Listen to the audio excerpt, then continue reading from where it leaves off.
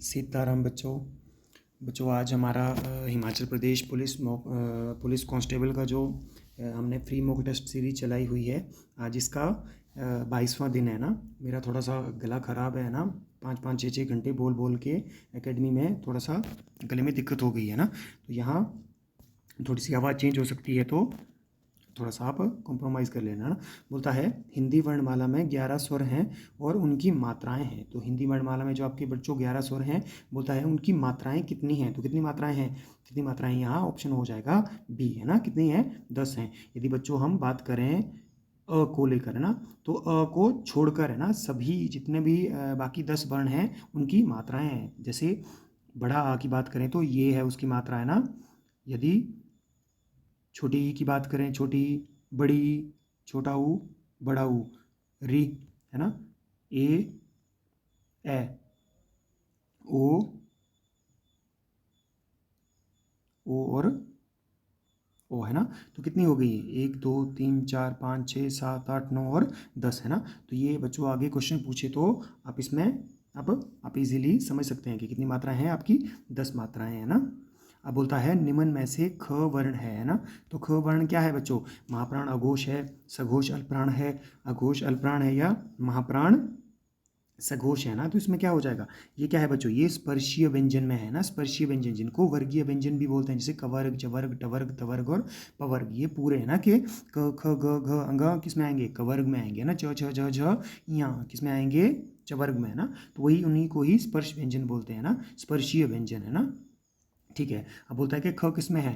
तो देखो, यदि हम पहले बात करेंगे यहाँ अल्पप्राण की, है ना, पहले इनको देख लेते हैं। अल्पप्राण में कौन से आते हैं, पहला, तीसरा और पांचवा। प्रत्येक वर्ग का पहला, तीसरा और पांचवा। ठीक है। अब बेटा हम महाप्राण की बात करें तो महाप्राण में कौन से आते हैं, इसमें आते हैं प्रत्येक वर्ग का दूसरा और चौथा, है ना। अल्पप्राण में पहला, तीसरा और पांचवा, और महाप्राण में प्रत्येक वर्ग का दूसरा और चौथा वर्ण, है ना। अब बोलता है कि अघोष में, यदि बच्चों अघोष की बात करें तो अघोष में क्या आएगा, प्रत्येक वर्ण का प्रत्येक वर्ग का पहला और दूसरा वर्ण, है ना। जैसे क और ख, है ना। ठीक है, प्रत्येक वर्ग का पहला और दूसरा वर्ण, है ना। प्रत्येक वर्ग का, कवर्ग का भी, चवर्ग का भी, चवर्ग का च छ, है ना, टवर्ग का ट ठ, तवर्ग का त थ, है ना। आप आई होप आप समझ गए होंगे ना। अब बोलता है सघोष का, है ना। तो सघोष में क्या कौन से आएंगे बच्चों, सघोष में आएंगे जो तीसरा, चौथा और पांचवा बच गए, है ना। प्रत्येक वर्ग का तीसरा, चौथा और पांचवा वर्ण, है ना। ठीक है। तो अब बोलता है कि ख किसमें है। तो देखो ख क्या है, क ख, है ना, दूसरा है। तो इसमें किसमें आ रहा है, ये आपका महाप्राण, है ना, महाप्राण अघोष में, है ना। तो क्या है, ऑप्शन ए हो जाएगा, महाप्राण अघोष में। जिन बच्चों को वर्णों में दिक्कत हो रही है बेटा, मैंने पूरी फुल वीडियो बना दी है ना, आप उसमें देख सकते हैं, और वहाँ से बाहर कोई भी प्रश्न नहीं जाएगा, है ना। आप वहाँ से अच्छे से उसको देख सकते हैं और उसके नोट्स बना सकते हैं, फॉर एवर आपके काम आएंगे वो नोट्स, है ना। ठीक है।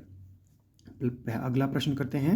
बोलता है भारत में अनेक वर्ग हैं और उनकी अपनी विशेषता है, वाक्य में रेखांकित शब्द संज्ञा के अंतर्गत आएगा, है ना। जो वर्ग है, बोलता है कि ये कौन सी संज्ञा के अंतर्गत आएगा। बोलता है कि व्यक्तिवाचक, जातिवाचक, भाववाचक या समूहवाचक, है ना। तो बेटा यहाँ वर्ग की बात करें तो किस में आएगा, ये आएगा आपका समूह में। वर्ग मने किसी वर्ग में क्या, व्यक्ति ही आएंगे, तो व्यक्तियों के समूह के बारे में ना, व्यक्तियों के समूह के बारे में बोल रहा है ना। समूह होते हैं बेटा एक ही जाति की कलेक्टिव चीज़ है ना, एक ही जाति की बहुत कम चीज़ है। जैसे हम कक्षा की बात करें तो कक्षा के अंदर क्या होता है, एक ही जाति माने छात्र, छात्र क्या है, जातियां हैं। तो उसमें इस छात्र जाति से संबंधित जातिवाचक संज्ञा के अंतर्गत आता है ना। छात्र तो क्या है, बहुत कम चीज़ें हैं ना, बहुत कम चीज़ें कक्षा में आपको बहुत कम छात्र दिखाई देंगे, मतलब कलेक्टिव फॉर्म है, तो वो भी आपका समूह में आ जाएगा। जैसे कक्षा हो गया, छात्र हो गया, कुंज हो गया, है ना, गिरोह हो गया, ढेर हो गया, ऐसे शब्द किस में आएंगे, आपके समूहवाचक में आएंगे, है ना। ठीक है। अगला प्रश्न करते हैं। बोलता है इस ज्वालामुखी में भयंकर विस्फोट हुआ, रेखांकित शब्द कौन सी संज्ञा है। तो इसमें रेखांकित शब्द क्या है बच्चों, ये है आपका ज्वालामुखी। तो ज्वालामुखी कौन सी संज्ञा के अंतर्गत आएगा, व्यक्तिवाचक, जातिवाचक, समूहवाचक या भाववाचक। तो इसमें क्या आ जाएगा बच्चों, इसमें आ जाएगा जातिवाचक। देखो जातिवाचक में क्या है, एक सिंपल अर्थों में समझें तो देखो, जहाँ भी किसी चीज़ के प्रकार बन रहे हैं, है ना, किसी चीज़ के भेद हो रहे हैं ना, उनके अंतर्गत बहुत सारी चीज़ें आ रही हैं, तो किसके अंतर्गत चला जाएगा, वो जाति के अंतर्गत। जैसे हम बोल रहे हैं पहाड़, है है ना, हम बोल रहे हैं पहाड़, तो देखो पहाड़ के अंतर्गत फिर व्यक्तिवाचक चीज़ें आ जाएंगी। जैसे पहाड़ बोला है ना, पहाड़ पूछा तो क्या होगा, पहाड़ बोला तो बच्चों ये जाति है, क्योंकि जाति के अंतर्गत बहुत सारी चीज़ें आती हैं। फिर पहाड़, पहाड़ के बाद हिमालय है ना, हिमालय क्या है, व्यक्तिवाचक है ना, ये इसके अंतर्गत पहाड़ के अंतर्गत ही आएगा ना। हिमालय हो गया आपका, एल्ब्रुस हो गया, K2 हो गया, कैलाश हो गया ना, जितनी भी चीज़ें हैं। फिर बोलता है यहाँ ज्वालामुखी, बेटा ज्वालामुखी आपने ज्योग्राफी पढ़ी होगी तो 3 प्रकार के ज्वालामुखी होते हैं ना, सुषुप्त है, सक्रिय है, और एक और प्रकार है, मुझे याद नहीं आ रहा है। तो जहाँ भी प्रकार बनते हैं वो सारी चीज़ें किस में चली जाती हैं, जातियों में, है ना। जैसे समाचार बोलेंगे, समाचार बोलने से किस में है, वो समाचार जाएगा जाति में। पर समाचार के अंतर्गत जो चीज़ें आती हैं वो चली जाएंगी आपकी व्यक्तिवाचक। जैसे दैनिक जागरण, अमर उजाला, द हिंदू, ट्रिब्यून, है ना, वो किस में, वो व्यक्तिवाचक में, क्योंकि पर्टिकुलर एक ही चीज़ का बोध करा रही है ना। ठीक है, अगर समूहवाचक की बात करें तो किसी एक जाति की कलेक्टिव चीज़ है ना, कलेक्टिव रूप में जो चीज़ें आती हैं। ठीक है, भाववाचक संज्ञा होती है बेटा, जहाँ बोलता है कि जब हम किसी चीज़ को, वो चीज़ें जिसको हम ना तो देख सकते हैं ना उनको टच कर सकते हैं, उनको सिर्फ महसूस कर सकते हैं ना, तो किस में आएंगी, वो आपकी भाव में आएंगी, है ना। ठीक है, अगला प्रश्न करते हैं। बोलता है किसी को बुलाओ, वाक्य में किसी इनमें से क्या है, यौगिक सार्वनामिक विशेषण है, सर्वनामिक विशेषण है, संयुक्त सर्वनाम है, या अनिश्चयवाचक सर्वनाम है। तो इसका क्या हो जाएगा बच्चों, इसका हो जाएगा अनिश्चयवाचक सर्वनाम। ये किसी शब्द है ना, जैसे हम बोल सकते हैं कि जैसे मान लीजिए आप किसी कक्षा में पढ़ रहे हैं और मैं आपको किसी बच्चे को बोलूँ कि जाओ और सेक्शन बी में जाके किसी बच्चे को बुला कर ले आओ, है ना। तो मैंने ये थोड़ी किया कि निश्चित कर दिया कि उस बच्चे को बुलाओ, मैंने सिर्फ इतना बोला कि किसी बच्चे को बुला कर ले आओ, है ना। आप किसी को भी बोल सकते हैं ना, मैंने नाम लेकर नहीं दिया है कि उसको बुलाओ, है ना। तो क्या है, ये अनिश्चित है ना। ठीक है, अगला प्रश्न करते हैं। बोलता है हिंदी में मौलिक सर्वनाम कितने हैं। तो हिंदी में मौलिक सर्वनाम कितने हैं बच्चों, यहाँ से 2-3 प्रकार से क्वेश्चन पूछता है। एक तो पूरी संख्या पूछ लेगा इसमें, और इसमें ये भी पूछ सकता है कि बताइए निम्नलिखित में से कौन सा मौलिक सर्वनाम है या कौन सा नहीं है। तो इसमें इसको देखो, मौलिक तो आपको पूरे याद करने होंगे ना, मौलिक से मिलकर फिर यौगिक बनते हैं ना। ठीक है, पहले तो आप प्रश्न का उत्तर दो, है ना। हिंदी में मौलिक सर्वनाम कितने हैं, तो बच्चों कितने हैं, 11 हैं, है ना। ये 11 हैं, और इसके मौलिक से फिर यौगिक बनते हैं। जैसे यदि बात करें हम, मैं, है ना, मैं है, तो ये क्या है, मौलिक है ना।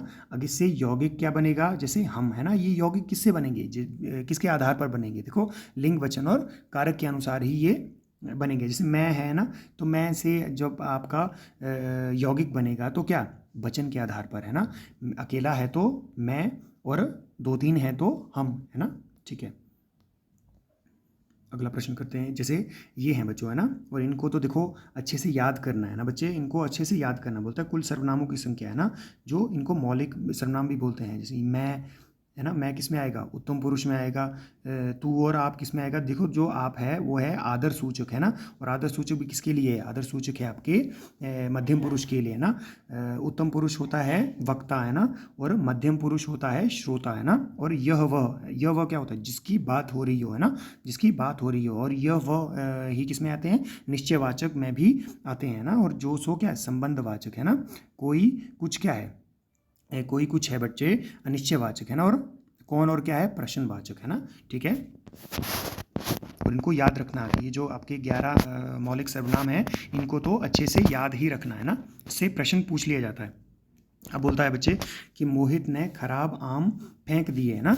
तो स्थान के आधार पर विशेषण है ना, जैसे मैंने आपको पहले भी बताया है। पहले तो चलो आप आंसर दे दो, उसके बाद समझाता हूँ, है ना। बोलता है मोहित ने खराब आम फेंक दिए, स्थान के आधार पर वाक्य में विशेषण है, तो कौन सा है, उद्देश्य है, विधेय है, गुण है, या सर्वनामिक है। तो इसका क्या हो जाएगा बच्चों, इसका हो जाएगा उद्देश्य। उद्देश्य विशेषण कहाँ, मैंने बोला है कि वाक्य में जब भी, पहले देखो सिंपल सी बात है, एक चीज़ याद रखना है ना, विशेषण के बारे में पढ़ना है तो बेटा 2 चीज़ों पे ध्यान देना। एक क्या है, एक विशेषण, है ना, एक विशेषण, और एक विशेष्य, है ना, एक विशेष्य, और एक तीसरा भी है प्रविशेषण, है ना, प्रविशेषण, है ना, प्रविशेषण। यदि बच्चों हम विशेषण की बात करें तो विशेषण क्या है, बोलता है जो शब्द संज्ञा या सर्वनाम की विशेषता बताते हैं तो वो क्या है, वो विशेषण है। बोलता है जिन, है ना, जिन शब्दों की विशेषता बताई जाती है वो क्या हैं, वो विशेष्य हैं ना। तो वाक्य में सिर्फ यही चीज़ें, सिर्फ यही दो चीज़ें अगर आप पहचान लेंगे तो सभी सभी क्वेश्चन आप इजीली, स्पेशली आपके विशेषण में, क्योंकि जो टॉपिक है ना वो उन शब्दों को ध्यान में रखकर ही वाक्य बनाता है, वाक्यों को ध्यान में रखकर शब्द नहीं बनाता है ना, कि विशेषण को ध्यान में रखकर ही वो वाक्य बनाएगा। यहाँ ये ध्यान देना, बस अगर बेटा दो शब्द ये अपने समझ लिए तो सारे क्वेश्चन, चाहे वो स्थान के आधार पर हो या प्रयोग के आधार पर हो, आप इजीली उनको कर लेंगे ना। तो यहाँ क्या है, यहाँ पर हमने देखना है कि उद्देश्य विशेषण क्या होता है। बोलता है पहले वाक्य में जब पहले क्या हो, आपका विशेषण हो।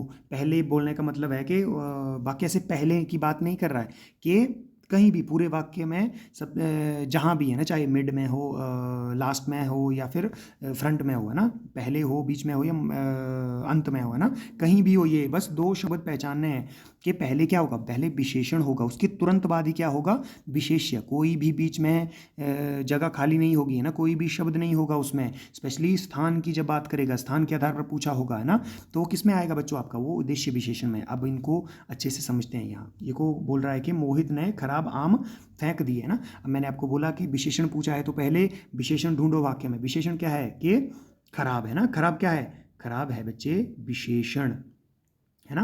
अब देखो विशेषण है, खराब है, विशेषण है, अब किसी की तो विशेषता बता रहा होगा, खराब क्या है ना, खराब क्या है, तो बोलता है कि आम खराब है, तो ये क्या है, विशेष्य। ये क्या है, विशेष्य, माने जिसकी विशेषता बताई जा रही है। तो आम की विशेषता बताई जा रही है ना, कि आम खराब है, तो खराब जो है वो उसकी विशेषता है, किसकी विशेषता है, आम की। अब यहाँ हमने बेटा पढ़ा कि स्थान के आधार पर यदि आपको पूछे, है ना, स्थान के आधार पर वाक्य में पहले क्या दिया हो, आपका विशेषण दिया हो, उसके तुरंत बाद ही क्या, तुरंत बाद ही, बीच में कोई कॉमा है ना, कि कोई भी शब्द नहीं होना चाहिए, उसके तुरंत बाद ही क्या हो, विशेष्य हो, तो किसमें चला जाएगा, उद्देश्य विशेषण में। और उसके ऑपोजिट यदि हम विधेय की बात करें बच्चों, है ना, विधेय की बात करें तो पहले क्या होगा, पहले आपका विशेष्य आएगा, उसके तुरंत बाद ही क्या होगा, उसके तुरंत बाद ही क्या होगा बच्चे, विशेषण होगा। तो किसमें आएगा, विधेय विशेषण में। आई होप आप समझ गए होंगे, है ना। ठीक है, अगला प्रश्न कर दो। यहाँ से प्रश्न पूछता है ना, ये इंपॉर्टेंट टॉपिक है, तो आई होप आप समझ गए होंगे, है ना। ठीक है, अगला प्रश्न करते हैं। बोलता है सफ़ेद घोड़ा बहुत तेज दौड़ता है ना, प्रयोग के आधार पर वाक्य में विशेषण है, ये कौन सा विशेषण है, गुणवाचक विशेषण है, परिमाणवाचक है, उद्देश्य विशेषण है या विधेय विशेषण है। तो इसका क्या हो जाएगा बच्चों, इसका हो जाएगा गुणवाचक। मैंने पहले भी बोला है कि जब विशेषण की ओर यहाँ ध्यान देना है, प्रयोग के आधार पर पूछा है, स्थान के आधार पर पूछा है या फिर तुलना के आधार पर, क्योंकि 3 भागों में इसको विभाजित किया गया है, वर्गीकृत किया गया है ना, 3 भागों में इसको वर्गीकृत किया गया है। पहला है स्थान के आधार पर, इसके 2 प्रकार हैं, जैसे मैंने पहला जो बताया उद्देश्य विशेषण और विधेय विशेषण। और दूसरे प्रकार की बात करें तो क्या, स्थान के आधार पर। स्थान के आधार पर कितने प्रयोग हैं जो आप अमूमन आप पढ़ते हैं। पहला है गुणवाचक, दूसरा है संख्यावाचक, तीसरा है आपका परिमाणवाचक, और चौथा है सार्वनामिक विशेषण, है ना। यदि फिर तुलना के आधार पर पूछे, है ना, तुलना के आधार पर कितने प्रकार के हैं विशेषण, तो ये 3 प्रकार के। कौन कौन से, पहला है आपका मूलावस्था, दूसरा है उत्तरावस्था और तीसरा है उत्तमावस्था, है ना। ठीक है, तो यहाँ हम बात करते हैं। और मैंने पहले भी बोला कि जब भी बेटा आप विशेषण पढ़ेंगे, है ना, तो 2 चीज़ें ढूंढनी है, 2 चीज़ें कौन सी ढूंढनी है आपने, 2 चीज़ें ढूंढनी है बच्चा लोग आपने। पहला हो गया विशेषण, है ना, पहला होगा वाक्य में विशेषण, और दूसरा हो गया विशेष्य, है ना, विशेष्य, है ना, पहला विशेषण और दूसरा विशेष्य। ठीक है, लिखाई पे मत जाना, बहुत अच्छी लिखाई है मेरी, है ना। ठीक है, अब यहाँ क्या है, बोलता सफ़ेद घोड़ा बहुत तेज दौड़ता है ना, बहुत तेज दौड़ता है, तो ये क्या है, यहाँ बच्चों थोड़ा ये तेज दौड़ना, है ना, यहाँ अंडरलाइन करके दिया होना चाहिए था, क्योंकि यहाँ 2 चीज़ें आ रही हैं ना, 2 चीज़ें आ रही हैं तो इसमें थोड़ा दिक्कत हो सकता है। तो यहाँ ये क्वेश्चन इस हिसाब से था, है ना, आई थिंक ये इसमें गलती हो गई है थोड़ी सी। बोलता है सफ़ेद घोड़ा बहुत तेज दौड़ता है, वाक्य में रेखांकित, है ना, रेखांकित जो शब्द है आपका, है ना, रेखांकित शब्द है ये सफ़ेद, है ना, रेखांकित जो शब्द है सफ़ेद, है ना, वो कौन सा विशेषण है ना, वो कौन सा विशेषण है, तो यहाँ आपने देखना है। ठीक है, यहाँ आपने देखना है। तो यहाँ क्या होगा बच्चों, मैंने आपको बोला कि विशेषण में पहले आपने क्या ढूंढना है, पहले आपने ढूंढना है विशेषण, दूसरा क्या ढूंढना है, विशेष्य, विशेष्य, है ना। तो पहले क्या है, सफ़ेद, है ना, सफ़ेद क्या है, विशेषण है ना, विशेषण है। ये किसकी विशेषता बता रहा है? ये किसकी विशेषता बता रहा है बच्चों? ये घोड़े की विशेषता बता रहा है ना, घोड़े की विशेषता बता रहा है। तो जो सफ़ेद है उसका क्या है? रंग है, और रंग क्या है? वो गुण है उसका। सफ़ेद क्या है? गुण है ना, घोड़े का गुण है कि वो सफ़ेद है ना। ठीक है, ये किस में जाएगा? आपका ऑप्शन ए में है ना। और यहाँ ये जो देखो यहाँ से क्वेश्चन पूछता है ना, और स्पेशली तुलनावस्था के आधार पर भी, ये विशेषण तो मोस्ट ही है, यहाँ से तो प्रश्न देखो लाजमी है आना, है ना। ठीक है, और इनको 3 भागों में विभाजित किया है, वो भी ध्यान रखना है ना। ठीक है, बोलता है निम्न में से अकर्मक क्रिया छांटी है ना। निम्न में से अकर्मक क्रिया कौन सी होगी बच्चों? अकर्मक समझते हैं ना पहले, चलो आंसर दे दो फिर उसके बाद बताता हूँ ना। बोलता है दौड़ाना, जगाना, पढ़ना या भागना। तो इसमें क्या हो जाएगा बच्चों? इसमें हो जाएगा भागना। अब यहाँ क्या है? देखो दौड़ाना है, दौड़ाना मतलब किसी को तो दौड़ा रहे होंगे, है ना। किसी को आप दौड़ा रहे होंगे तो क्या वो किस में आ जाएगा? वो आपका सकर्मक, वो वहाँ कर्म हो गया ना, वो सकर्मक में आ जाएगा। ठीक है, और अकर्मक जहाँ कर्म एब्सेंट हो, जहाँ कर्म नहीं हो, माने क्रिया का प्रभाव किसके ऊपर पड़ता हो? उसके कर्म के ऊपर पड़ता हो, तो क्या है? वो हो जाएगा आपका, माफ़ करना बच्चों, यहाँ बाहर बहुत ज़्यादा क्राउड होता है ना, सड़क के साथ ही रूम है, तो यहाँ मुझे वीडियो पॉज करना पड़ा था तभी, है ना। अब हाँ, मैं आपको समझा रहा था। देखो जब भी क्रिया का प्रभाव कर्म के ऊपर पड़ता है तो सकर्मक क्रिया होगी, और वाक्य में कर्म जरूर दिया गया होगा ना। और जहाँ कर्म नहीं होगा ना, और क्रिया का प्रभाव डायरेक्ट किसके ऊपर पड़ता है? कर्ता के ऊपर पड़ता है, तो फिर किस में चला जाएगा वो? तब फिर वो अकर्मक में है ना। अ मने निषेध, निषेध क्या है? कर्म है ना। जहाँ कर्म निषेध हो, एब्सेंट हो, क्रिया का प्रभाव कर्ता के ऊपर पड़ता हो, वो क्या होगा? वो आपका अकर्मक है ना, अकर्मक। तो यहाँ दौड़ना, दौड़ाना, सॉरी दौड़ाना है, तो दौड़ाना देखो, दौड़ा किसी को तो दौड़ा रहे होंगे, तो वो क्या है? कर्म। तो क्रिया का प्रभाव कर्म के ऊपर पड़ रहा है ना। बोलता है जगाना, अब किसी को तो जगा रहे होंगे आप, है ना। खुद जाग रहे होंगे तो खुद के ऊपर प्रभाव पड़ता है ना, पर किसी और को जगा रहे हैं तो वहाँ भी क्या है? कर्म है, तो सकर्मक है। अब बोलता है पढ़ना, बेटा यहाँ पढ़ना है तो देखो कुछ तो चीज़ पढ़ रहे होंगे ना, ऐसा तो है नहीं कि खुद को ही पढ़ रहे हैं, इतने आध्यात्मिक तो हम है नहीं, है ना, कि खुद को ही पढ़ रहे हैं। ठीक है, तो भी प्रभाव हमारे ऊपर ही पड़ना था। तो यहाँ क्या है? पढ़ने के लिए देखो, या तो आप किताब पढ़ रहे होंगे तो किताब के ऊपर प्रभाव पड़ेगा, आप अखबार पढ़ रहे होंगे तो अखबार के ऊपर प्रभाव पड़ेगा, तो वो भी क्या है? अखबार भी क्या है? कर्म है। पर यहाँ क्या है? भागना, तो भागने का प्रभाव किसके ऊपर पड़ेगा? यहाँ कर्ता के ऊपर पड़ेगा, है ना। थकेगा कौन? कर्ता, है ना। पसीने से लथपथ कौन होगा? कर्ता। तो यहाँ क्रिया का प्रभाव किसके ऊपर पड़ रहा है? कर्ता के ऊपर। तो क्या हो जाएगा? इतर अकर्मक क्रिया क्या हो जाएगी? आपका भागना, है ना। ठीक है, अगला प्रश्न करते हैं। नदी बह रही है, वाक्य में कौन सी क्रिया? बेटा यहाँ मोस्ट इंपॉर्टेंट है ना, यदि संयुक्त की बात करें तो संयुक्त के अंतर्गत ये 7-8 चीज़ें आती हैं ना, तो उसमें ये पूछता है ना, नदी बह रही है, वाक्य में कौन सी क्रिया है। आज मैं इसको अच्छे से नहीं करवा पाऊंगा, है ना, पर इसका थोड़ा बहुत समझा दूंगा। पर बेटा कल मैं 100% इन पे मैंने, क्योंकि क्वेश्चन मैंने देखा यहाँ से कि आया है ना, तो अब मुझे लगता है कि इसको अच्छे से करना पड़ेगा, और यहाँ से मोस्ट है, यहाँ से आएगा क्रिया में से जो संयुक्त के अंतर्गत आती हैं चीज़ें ना। बोलता है नित्य बोधक होगा, आवश्यकता बोधक हो गया, अभ्यास होगा, या निश्चय बोधक होगा। तो इसमें क्या होगा बच्चों? नदी बह रही है, ये होगा आपका नित्यता बोधक में। अभी नित्यता क्या होता है बच्चों? जहाँ भी किसी कार्य के खत्म होने का पता ही ना लगे, खत्म होने का पता ही ना लगे, माने जो 24 घंटे चली रहे हैं ना, क्योंकि खत्म होने का मतलब कि अवरोध ना पड़ने का मतलब है कि 24 घंटे वो चली रही है। तो देखो नदी बहती है, नदी का पता है कि कहाँ रुकती है ना, वो उसका पता ही नहीं है, वो निरंतर चलती रहती है, उसमें कभी भी अवरोध नहीं पड़ता है ना। ठीक है, आवश्यकता बोधक क्या होता है बेटा? आवश्यकता बोधक होता है, इसको कर्तव्य बोधक भी बोलते हैं, कि जिस चीज़ के हमें कर्तव्य है, या जो हमारा जो कार्य करना हमारा कर्तव्य भी हो और हमें आवश्यकता भी हो, कि जैसे हमें वृक्षारोपण करना चाहिए, वाक्य में कौन सी क्रिया है? किसके अंतर्गत आएगा, है ना, वाक्य में कौन सी क्रिया के अंतर्गत आएगा? तो हमें वृक्षारोपण करना चाहिए, वो हमारी आवश्यकता भी है। क्यों आवश्यकता है? क्योंकि पर्यावरण को सुरक्षित रखना है, और हमारा कर्तव्य क्यों है? कर्तव्य देखो, आवश्यकता इसलिए है कि ऑक्सीजन मिलेगी, है ना, और कर्तव्य इसलिए है कि हमें प्रदूषण से मुक्ति भी तो चाहिए, है ना, हमें प्रदूषण को भी तो कम करना है, तो इसीलिए ये भी आपके कर्तव्य भी है और आवश्यकता बोधक भी है। बोलता है अभ्यास बोधक। बेटा अभ्यास बोधक और नित्यता बोधक दोनों में से क्वेश्चन पूछता है, और दोनों में कंफ्यूज हो सकते हैं। देखो जो अभ्यास माने किसी चीज़ में रुकावट आ जाना, है ना, ये बिल्कुल नित्यता की तरह ही होगा, है ना, कि जैसे आपको क्वेश्चन दे सकता है कि अरुण नित्य हनुमान मंदिर जाया करता है ना, अरुण नित्य हनुमान मंदिर जाया करता है। तो बेटा यहाँ क्या है कि वो नित्य नित्य मतलब रोज ही थोड़ी जाएगा, हो सकता है कि कभी ओले पड़ रहे हैं बाहर कि वो एकेडमी से बाहर जा ही नहीं पाया है ना, तो क्या हो जाएगा, वो अवरोध पड़ गया। तो वो अवरोध पड़ना क्या है, वो अभ्यास है कि उसका अभ्यास है, जैसे बच्चा पढ़ा करता है। अब हाँ, आप ही के ऊपर मैं दे देता हूँ उदाहरण, बोलता है कि बच्चे पढ़ा करते हैं या बच्चा पढ़ा करता है। अब आप लोग पढ़ते हैं तो क्या है, वो नित्यता थोड़ी है कि नित्य पढ़ते रहेंगे कि भाई मतलब 24 घंटे ही पढ़ते रहते हैं। बीच में अवरोध तो होता है ना भाई कि 2 घंटे पढ़े, उसके बाद क्या है, अवरोध पड़ गया, काम रुक गया। पर अभ्यास में क्या है, अभ्यास में होता है अवरोध बीच में आ जाता है ना, ठीक है। और इसमें बेटा नित्यता में और भी चीज़ें याद रखना, जैसे दिल का धड़कना भी पूछ सकता है। तो दिल का धड़कना क्या है, नित्यता है या अभ्यास है।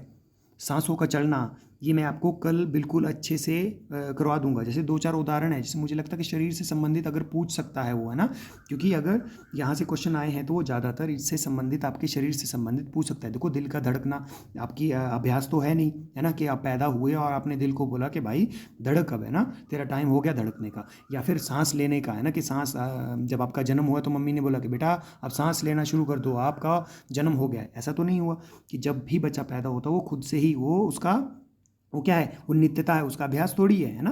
पढ़ना आपका अभ्यास है ना, खेलना आपका अभ्यास है। कोई निशाने लगा रहा है ना, निशाना लगा रहा है तो क्या है, उसका अभ्यास है ना, वो नित्यता थोड़ी है, ठीक है। तो यहाँ जो भी आपकी यूनिवर्सल चीज़ें हैं कि सूरज निकलता है ना, सूरज चलता है तो क्या है, वो नित्यता है ना। दिन रात होना वो नित्यता है। हवा का बहना वो क्या है, नित्यता। अभ्यास थोड़ी है कि आप बाहर जाएंगे तो फिर हवा बोलेगी अरे भाई साहब या बहन जी आ गए, तो अभी मतलब लहरा के चलते हैं ना, वो क्या है, वो नित्यता है। जहाँ भी बेटा चीज़ें, जहाँ भी किसी कार्य के ख़त्म होने का प्रभाव ना दिखे, है ना, जहाँ भी पता ना चले कार्य के ख़त्म होने का, तो क्या है, वो नित्यता है ना। और अभ्यास क्या है, जहाँ बीच में अवरोध पड़ जाए किसी कार्य में, ठीक है, ठीक है। आई होप आप समझ गए होंगे। मुझे लगता है यार आज वीडियो बहुत लंबी हो जाएगी, है ना, ठीक है। अगला करते पर ये है कि अच्छे से कॉन्सेप्ट बेटा आप समझ लेंगे, है ना, ठीक है। तो प्रश्न ही मत करना, इसको समझना भी है, रिवाइज भी करना है, तभी फायदा है ना। बोलता है शिक्षक ही देश को भ्रष्टाचार से मुक्त कर सकता है। इस वाक्य में उचित निपात क्या है, यहाँ निपात की बात हो रही है, ठीक है। तो क्या है इसमें, इसमें हो जाएगा बेटा ही को से या है, तो इसमें क्या हो जाएगा ही। यहाँ क्या बोला है, शिक्षक ही देश को भ्रष्टाचार से मुक्त कर सकता है। निपात क्या होता है, निपात होता है बेटा किसी बात, वस्तु या व्यक्ति पर बल देने के लिए ना, किसी बात विशेष बात या वस्तु या व्यक्ति पर बल देने के लिए, जोर देने के लिए, बात को जोरदार बनाने के लिए, प्रभावशील बनाने के लिए जिन शब्दों या जिन अवयवों का प्रयोग होता है उसे क्या कहते हैं, उसे निपात कहते हैं। तो यहाँ क्या है, शिक्षक ही, है ना, यानी बोला है शिक्षक ही, मतलब कि शिक्षक ही देश को भ्रष्टाचार से मुक्त कर सकता है ना। जब आप देखो स्टूडेंट होंगे तो स्टूडेंट किसका अनुकरण ज़्यादा करते हैं, अपने शिक्षकों का, है ना, अपना मार्गदर्शक अपने शिक्षकों को बनाते हैं। पर शिक्षक भी बेटा उस कोटि का होना चाहिए, है ना, ठीक है, उस कोटि का होना चाहिए। बहुत सारी चीज़ें ऐसे सुनने में आती हैं तो फिर बड़ी मतलब शर्म होती है ना, ठीक है, क्या ही बोल सकते हैं। पर यहाँ ये अपने अच्छे से ध्यान से सुनना है कि शिक्षक ही देश को भ्रष्टाचार से मुक्त कर सकता है, कि वो अपने विद्यार्थियों को जैसी शिक्षा देगा, है ना, विद्यार्थियों को शिक्षा देगा तो ही आगे देश क्या तरक्की करेगा, है ना। तो ये क्या है, यहाँ ये नहीं बोला है कि राजनेता करेगा, है ना, यहाँ बोला है शिक्षक ही, बाकी कोई नहीं, है ना। तो क्या है, उस बात पर बल दे रहा है ना, उसी बात पर, एक विशेष बात पर, शिक्षक पर बल दे रहा है कि सिर्फ शिक्षक ही है भाई जो भ्रष्टाचार से मुक्त कर सकता है। अब जैसे आप पुलिस वाले हैं ना, आप पुलिस वाले हैं तो बेटा आप मेरे से पढ़ते होंगे, तो मैं शिक्षा आपको क्या दूंगा, कि यही दूंगा कि बेटा जहाँ भी जाओ ना, जहाँ भी जाओ आपके जब पुलिस वाले बन जाए ना, तो मतलब ऐसी इमेज बनाना कि लोग बोलें कि वाह यार, है ना, आपके संस्कार वहाँ झलके, हैं ना, वही चीज़ें आपको करनी है, ठीक है। तो क्या है, निपात के अंतर्गत आएगा, है ना, ठीक है। बोलता है किस वाक्य में निपात का प्रयोग हुआ है ना, राम और श्याम दिन भर से खेल रहे हैं, कविता आज दिल्ली जा रही है, तुम आज दिन भर सोते ही रहोगे, या फिर मेरी भारी भूल थी जो उसके बहकावे में आ गया। तो यहाँ क्या होगा बच्चों, यहाँ हो जाएगा आपका ऑप्शन सी, है ना, तुम आज दिन भर सोते ही रहोगे, है ना। जब नॉर्मल होगा तो क्या होगा, सामान्य वाक्य होता तो क्या तुम आज दिन भर सोते रहोगे, है ना। तो ये क्या है, यहाँ बल दे रहा है कि भाई और भी कुछ काम है, और भी काम कर लो। जैसे आपको भी बोलते होंगे, क्योंकि आपको तो मैं भी बोलूँगा, है ना, कि सोना खाना पीना सब भूल जाओ जब तक आपका एग्ज़ाम नहीं होता। आई थिंक जुलाई में हो जाएगा, तो सब कुछ भूल जाओ, उससे बस आपको दिखना चाहिए, तो आपका ध्येय दिखना चाहिए, आपका लक्ष्य दिखना चाहिए। और लक्ष्य क्या है, वर्दी है बेटा, है ना। और मुझे बाकी कुछ नहीं, मुझे आपका मैसेज चाहिए कि सर मेरा चयन हो गया है ना, उस दिन मुझे बहुत खुशी होगी, है ना। बाकी जहाँ देखो नोट्स मैंने दे दिए हैं, बहुत बच्चों के मैसेजेस आए हैं ना, मैं सबको दे रहा हूँ, है ना, बहुत बच्चों का भी नहीं दे पाया हूँगा, तो बेटा जब भी मुझे टाइम लगता है मैं सभी को नोट्स दे रहा हूँ, है ना, ठीक है। अगला है, बोलता है निम्न में से कौन सा शब्द गंगा का पर्यायवाची नहीं है। तो इसमें क्या है, जाह्नवी और जिन जिन को नोट्स मिल गए हैं, अगर बेटा उन्होंने गलतियां की तो बेटा फिर रैप्टे बहुत पड़ेंगे, है ना। तो इनमें गलतियां नहीं होनी चाहिए क्योंकि ये चीज़ें आपके नोट्स में प्रोवाइड हैं, ठीक है। बोलता है आपका किसका गंगा का पर्यायवाची, है ना, कौन सा नहीं है, तो कौन सा नहीं है, जाह्नवी, मंदाकिनी, ध्रुवनंदा या अर्कजा। तो इसका क्या हो जाएगा बच्चे, इसका हो जाएगा अर्कजा। अर्कजा किसका है बेटा, इसका है, ये है यमुना जी का, है ना, यमुना का। बाकी सब आपके गंगा जी की, देखो गंगा, यमुना, सरस्वती आपके बहुत इंपॉर्टेंट हैं, बहुत, है ना। बादल हो गया, कमल हो गया, जल, जो आपके नोट्स हैं उस देखो जो नोट्स हैं पहले तो उनको पढ़ना है ना। बाकी चीज़ें मैं ये नहीं कंफर्म नहीं बोलता कि वहाँ से ही आएंगी चीज़ें, पर ये है कि भाई वहाँ से कोई ऑप्शन होगा उसको तो पहचान लेंगे आप, है ना। क्योंकि यहाँ देखो व्याकरण में होता है कि व्याकरण में तो कोई भी टीचर बोल सकता है कि यहाँ से आएगा, पर जो नोट्स हैं बेटा उसका कंफर्म नहीं होता कि सिर्फ वहाँ से ही पूछेगा। ये है कि उनको पढ़ लेना ना, वो इंपॉर्टेंट चीज़ें हैं। बोलता है निम्न में से पक्षी का पर्यायवाची नहीं है, तो कौन सा नहीं है, शंकुत, सॉरी शंकुत नहीं, शकुंत, द्विज, पतंग या कल्त्र। तो इसका क्या हो जाएगा बच्चों, इसका हो जाएगा आपका कल्त्र। कल्त्र किसका पर्यायवाची है, ये है पत्नी का, है ना, कल्त्र है पत्नी का। बाकी तीन किसके पर्यायवाची हैं बच्चे, ये बाकी हैं आपके पक्षी के, है ना, ठीक है। अगला प्रश्न करते हैं, बोलता है खग का अनेकार्थी शब्द नहीं है। तो खग का अनेकार्थी शब्द कौन सा नहीं है, पक्षी, तारा, गंधर्व या प्राण। तो इसका हो जाएगा बच्चा लोग प्राण, है ना। प्राण क्या है, प्राण होगा जीवन का समानार्थी, है ना, ठीक है। अगला प्रश्न करते हैं, बोलता है बच्चे अनुलोम का विलोम शब्द होगा, है ना। अनुलोम का विलोम शब्द क्या होगा, प्रतिलोम, विलोम, परलोम या उपरोक्त सभी। तो अनुलोम का क्या होगा, अनुलोम का होगा प्रतिलोम, है ना। इसका विलोम मत कर देना, वो बाबा रामदेव को देखते होंगे योगा करते होंगे तो अनुलोम विलोम करो, है ना, वो मत कर देना। इसका होगा प्रतिलोम, है ना, ठीक है। अगला प्रश्न करते हैं, बोलता है तम का विलोम शब्द होगा। तम का विलोम शब्द क्या होगा, प्रकाश, ज्योति, तिमिर या उपरोक्त सभी। तो इसका क्या हो जाएगा बच्चों, तम का हो जाएगा ज्योति, है ना, ठीक है। अंधकार का होगा प्रकाश, ठीक है। अगला प्रश्न करते हैं, बोलता है बच्चे सिर हथेली पर रखना, है ना। सिर हथेली पर रखने का अर्थ है वीरता का प्रदर्शन करना, पराजय स्वीकार कर लेना, मरने के लिए तैयार होना या अहम का विसर्जन करना, है ना। अहम मतलब ईगो का विसर्जन करना। तो यहाँ क्या हो जाएगा, सिर हथेली पर रखना। इसके लिए है बच्चे मरने के लिए तैयार रहना, कि सिर आपने हथेली पर रख दिया है ना, या सिर पर कफन बांधना, वो क्या है कि मरने के लिए तैयार हो जाना, है ना। तो क्या आपने जान की परवाह ना करना, ये होगा, ठीक है। अगला प्रश्न करते हैं, बोलता है समुद्र मंथन करना, है ना। समुद्र मंथन करना का अर्थ है ना, क्या अर्थ है, घोर तप करना, दृढ़ प्रतिज्ञा करना, उद्देश्य को प्राप्त करना या फिर कठोर परिश्रम करना। तो इसका क्या हो जाएगा बच्चों, समुद्र मंथन का हो जाएगा आपका कठोर परिश्रम करना, कठोर तप मत करना। समुद्र मंथन हुआ था तो देखो एक तरफ राक्षस थे और एक तरफ क्या थे, हमारे देव थे, ना, देवता थे। तो क्या है, उन्होंने तप नहीं किया, वो परिश्रम किया है ना, परिश्रम किया है, ठीक है। अगला प्रश्न करते हैं, किसी विषय की पूरी छानबीन करना, है ना। किसी विषय की पूरी छानबीन करना के लिए एक शब्द क्या होगा, विवेचन, विश्लेषण, मीमांसा या समीक्षा। तो इसका क्या हो जाएगा बच्चा लोग, इसका हो जाएगा विवेचन। और ये आपके लिए होमवर्क है, इनको भी करना। मुझे लगता है कि वीडियो बहुत लंबी हो गई है ना, पर ये है कि बेटा फालतू का नहीं है कुछ भी, है ना। जो भी है आपके काम की चीज़ें इनको ढंग से कर लेना, अच्छे से कर लेना, है ना। और बाकी जिन्होंने वर्णों में दिक्कत आ रही है तो मैंने वर्ण आपके बना दिए हैं ना, वर्णों में वीडियो बना दी है। और कंट्री भी है आपके लिए, है ना, कि कंट्री से संबंधित भी आपको प्रश्न पूछेगा स्टैटिक जीके में।